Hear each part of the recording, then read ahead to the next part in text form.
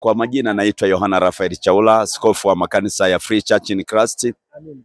Kwa kweli Mungu alituongoza awamu hii kwa namna yake kuhakikisha tunawapata watu ambao ni wakongwe waliopokea neema ya wokovu miaka mingi, na wale waliopokea neema ya wokovu miaka mingi tumetamani kuona hazina zao bado ziko hai au vipi, lakini tumeona Dr. Atu Mwasumbi hazina yake iko hai, imetunza vitu vile vile, havijachacha, havijachakachuliwa, bado viko original vile vile kama Yesu alivyoviweka, vimekuwa vile vile. Tunamshukuru Mungu sana, tumebarikiwa.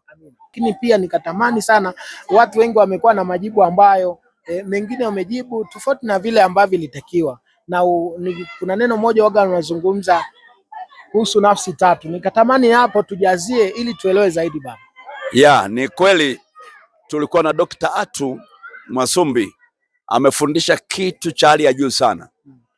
Amezungumza juu ya habari ya nafsi tatu, Mungu Baba, Mwana na Roho Mtakatifu, kwamba hiyo haibadiliki.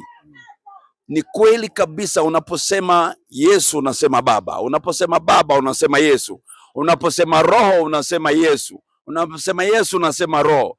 Ni vitu ambavyo vinajirudia, lakini bado nafsi tatu. Yeye ametutafsiria kutoka kitabu cha Mwanzo mlango wa 1 mstari wa 26 ya kwamba Mungu alisema na tumfanye mtu kwa mfano wetu, akimaanisha kututafsiria kwamba alikuwa anamaanisha pale palikuwa na Baba, Mwana na Roho Mtakatifu wao, ndipo Mungu akasema na tumfanye. Alizungumza kwa wingi.